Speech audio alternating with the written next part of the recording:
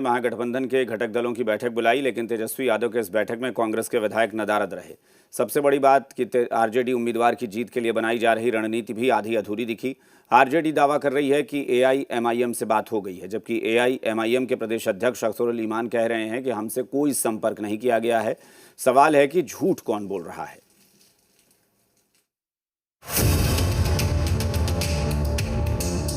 बिहार विधानसभा चुनाव में करारी हार के बाद तेजस्वी यादव के सामने राज्यसभा चुनाव की अग्नि परीक्षा है। तेजस्वी यादव की रणनीति ही आरजेडी उम्मीदवार अमरेंद्रधारी सिंह को जीत दिला सकती है। लिहाजा ये राज्यसभा चुनाव तेजस्वी यादव के नेतृत्व की भी अग्नि परीक्षा है। तेजस्वी यादव को महागठबंधन को एकजुट करना होगा, क्योंकि राज्यसभा चुनाव में हॉर्स ट्रेडिंग के आसार हैं। राज्यसभा चुनाव में क्रॉस वोटिंग की संभावना है। इन सब के बीच तेजस्वी यादव का असली इम्तिहान ओवैसी की पार्टी एआईएमआईएम ले रही है। दरअसल राज्यसभा की एक सीट के लिए 41 वोट चाहिए। महागठबंधन के 35 विधायक हैं। आरजेडी उम्मीदवार की जीत के लिए 6 वोट कम पड़ रहे हैं, यानी 6 वोट तेजस्वी यादव के लिए टेंशन का सबब बना हुआ है। ओवैसी और मायावती की पार्टी के सपोर्ट के बिना आरजेडी उम्मीदवार की जीत नहीं हो सकती। ऐसे में तेजस्वी यादव ने 10 मार्च को महागठबंधन के घटक दलों की बैठक बुलाई, लेकिन बैठक में कांग्रेस के विधायक गायब रहे। कांग्रेस के विधायकों ने तेजस्वी यादव की परेशानी बढ़ा दी है। हालांकि कांग्रेस की ओर से एमएलसी मदन मोहन झा जरूर मौजूद रहे। सवाल उठ रहा है कि ये कैसी एकजुटता है।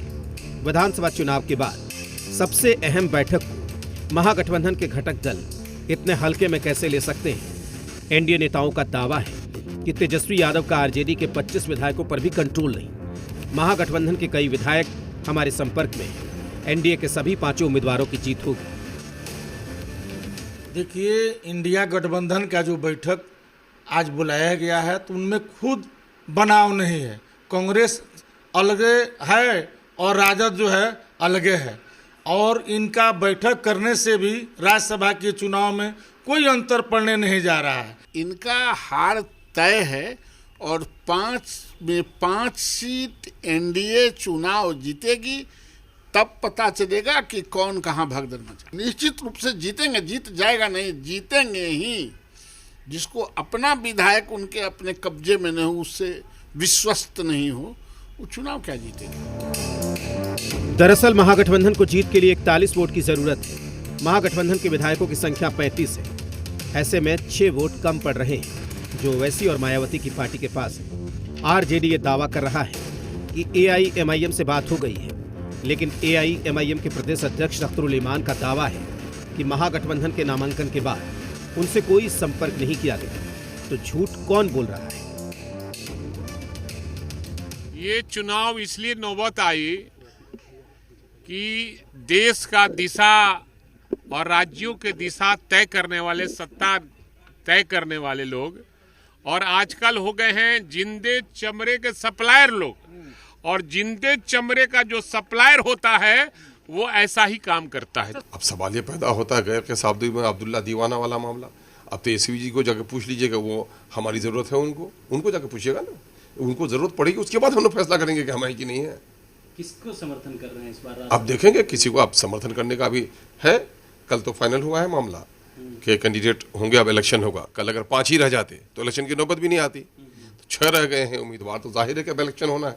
इलेक्शन होना तो हम लोग सोच विचार कर रहे हैं। ओवैसी की पार्टी की ओर से महागठबंधन के दावों को खारिज करने के बाद भी कांग्रेस एआईएमआईएम से न सिर्फ उम्मीद लगा रही है, बल्कि कांग्रेस एआईएमआईएम को आंख भी दिखा रही है।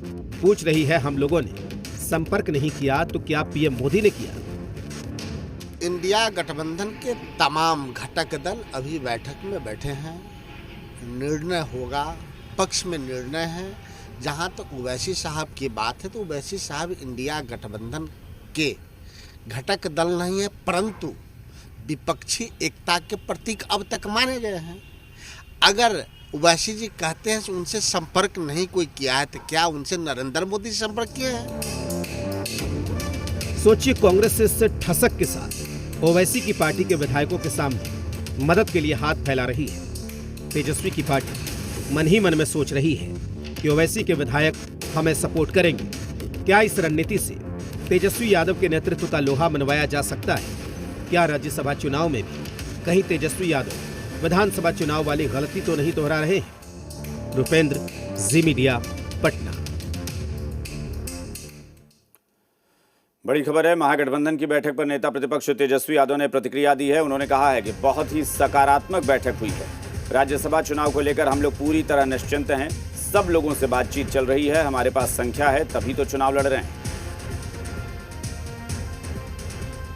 सकारात्मक बैठक हुई है और आने वाला जो चुनाव है राज्यसभा का, हम लोग पूरी तरीके से निश्चिंत हैं और हम लोग जो है इस चुनाव को तो हम लोग